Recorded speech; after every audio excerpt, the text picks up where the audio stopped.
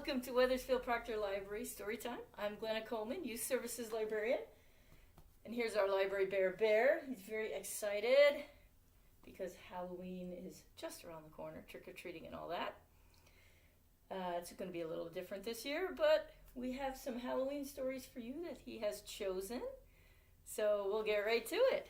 Our first Halloween story for you is called Sheep Trick or Treat. And this is written by Nancy Shaw and illustrated by Margot Apple. Well, that looks a little scary, doesn't it? That sheep is taking Halloween very seriously. So here we go. Sheep Trick or Treat by Nancy Shaw, illustrated by Margot Apple. As the Halloween moon rises, sheep are fixing up disguises. Oh yes, you guessed it. It is a rhyming book. I'll try to remember to pause after each line and see if you can fill in the word. They make a mask with glue and tape and a monster suit with a shiny cape. Sheep snip and sew and drape a costume for a giant ape.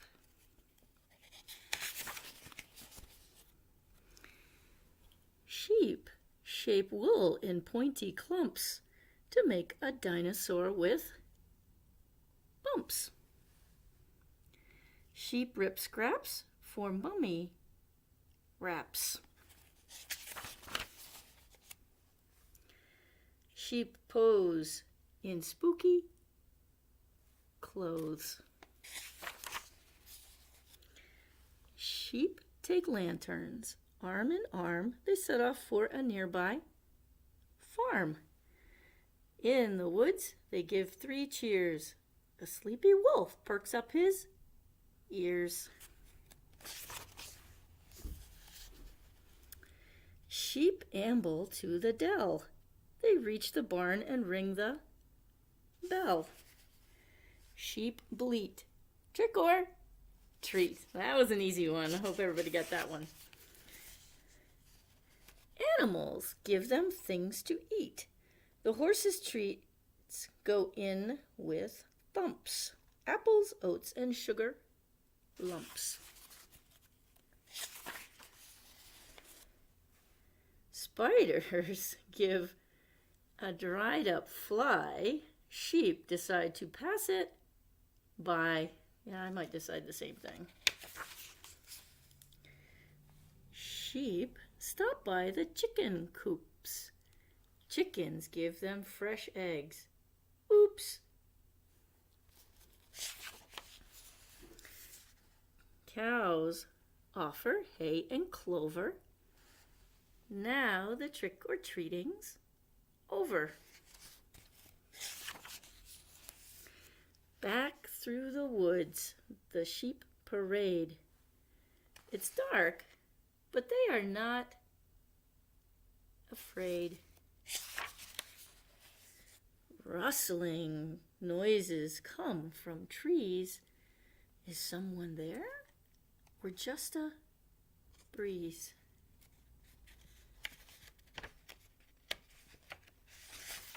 What do you think it is? Wolves peek out from hiding places.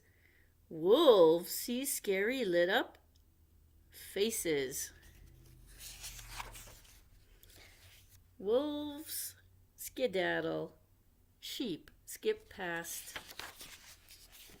They settle down with treats at last. Well, I hope you enjoyed Sheep Trick or Treat, written by Nancy Shaw and illustrated by Margot Apple. Our next Halloween book is called The 12 Days of Halloween. Count the days till Halloween. This is written by Jenna Lettice and illustrated by Colleen Madden. Now, I'm sure you're all familiar with the song, The 12 Days of Christmas. This one is The 12 Days of Halloween. So let's see how good your memories are. On the first day of Halloween, what showed up at our door? One very eager trick-or-treater. Trick or treat. You're a little early, son. On the second day of Halloween, what showed up at our door? 2 stuffed scarecrows and 1 very eager trick-or-treater. Let's see if you can remember the count as we go along. On the third day of Halloween, what showed up at our door? 3 jack-o'-lanterns, 2 stuffed scarecrows, and 1 very eager trick-or-treater. On the fourth day of Halloween, what showed up at our door? 4 scary costumes, 3 jack-o'-lanterns, 2 stuffed scarecrows, and 1 very eager trick-or-treater. On the fifth day of Halloween, what showed up at our door? 5 bags of candy, 4 scary costumes, 3 jack-o'-lanterns, 2 stuffed scarecrows, and 1 very eager trick-or-treater. On the sixth day of Halloween, whoa, I almost made that mistake, didn't I? What showed up at our door?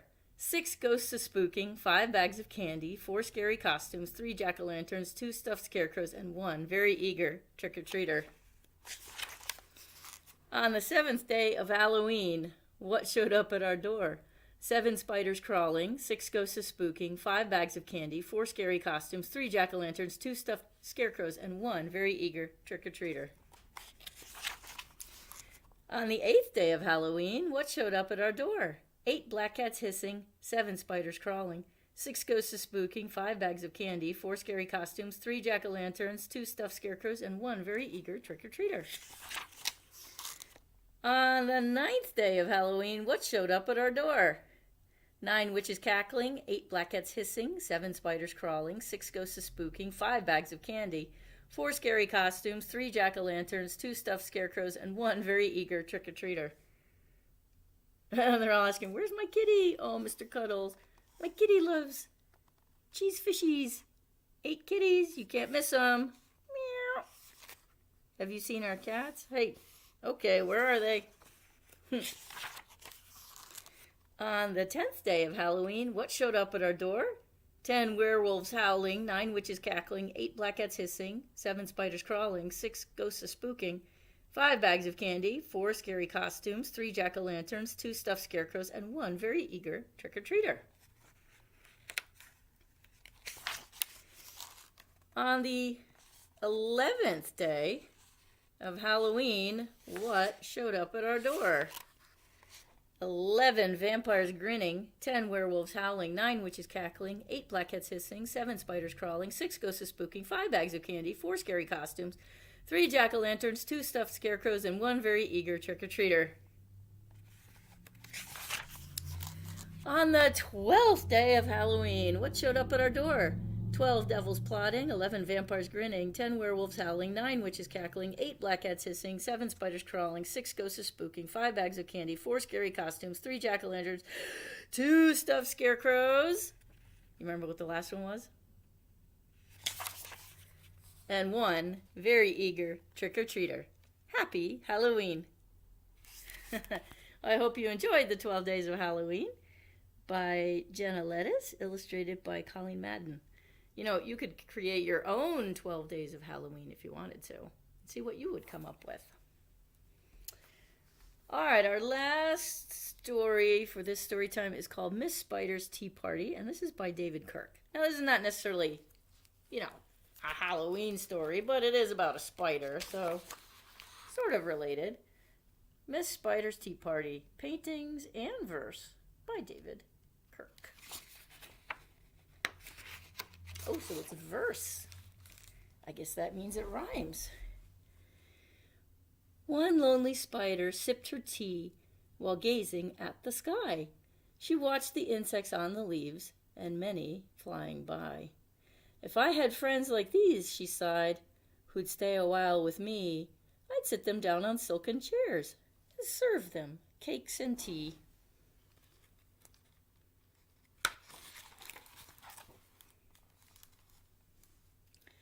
Two timid beetles, Ike and May, crept from the woodwork that same day. But when Miss Spider begged, "Please stay," they shrieked, "Oh no!" and dashed away. I'm not sure I blame them.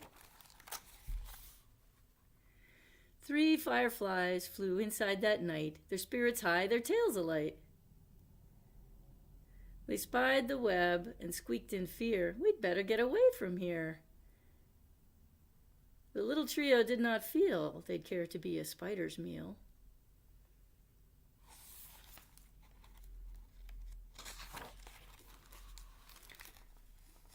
Four bumblebees buzzed by outside. "Please come to tea," Miss Spider cried. The 4 ignored her, swaying there. She waved a tea towel in the air. She took a cup and tapped the glass. Then one bee spoke to her at last. "We would be fools to take our tea with anyone so spidery." Within the shadows of the room, just peeking from behind a broom, 5 grinning faces bobbed and peered. The spider smiled. Her heart was cheered. Descending for a closer look, she danced into the gloomy nook, but sadly found those jolly mugs belonged, alas, to rubber bugs. Oh, not real at all, are they? Some ants strode in. They numbered 6, but ants with spiders will not mix. She brewed them tea from hips of roses. The proud platoon turned up their noses. There they go.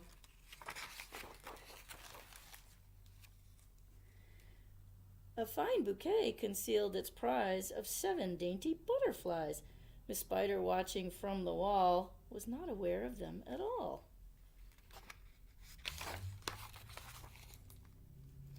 The tea table was set for 8, with saucers, cups, and silver plate. The cakes were fresh, the service gleamed, yet no one would arrive, it seemed. Her company and no demand left her a cup for every hand.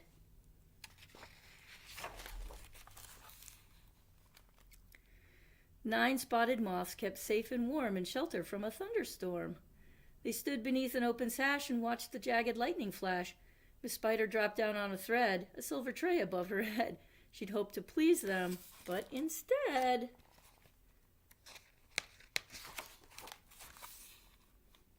they flew away in mortal dread. There's another bug running away. "They've left me all alone," she cried. She dabbed her eyes and sadly sighed. "It's plain no bug will ever stay." Her tears splashed down upon the tray.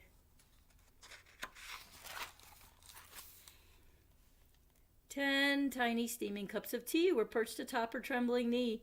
She sipped and sobbed, then heard a cough, and turned to see a small wet moth, a fragile thing so soaked by rain, his wings too damp to fly again.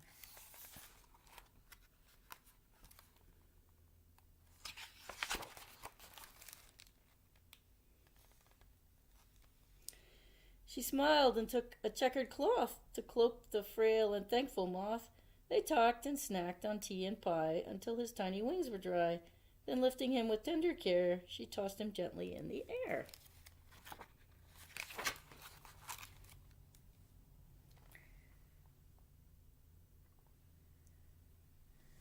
The moth told Ike, then Ike told May, who went from bug to bug to say, "There is no reason for alarm. She's never meant us any harm."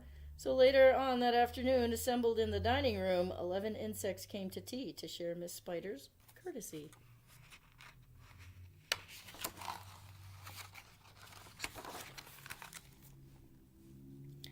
"12 tender violets in a vase presented at Miss Spider's place. Set by her chair, so neatly spun, she munched the blossoms one by one. Her friends were glad to watch her feast upon the floral centerpiece. It was a great relief to see she ate just flowers and drank just tea. Miss Spider's reputation grew. Before too long, our hostess knew each bug who crawled or hopped or flew, and all their lovely children, too."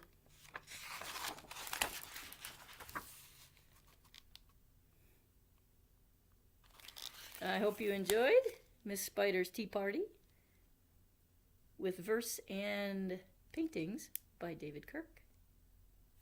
Well, Bear and I hope you have a happy Halloween.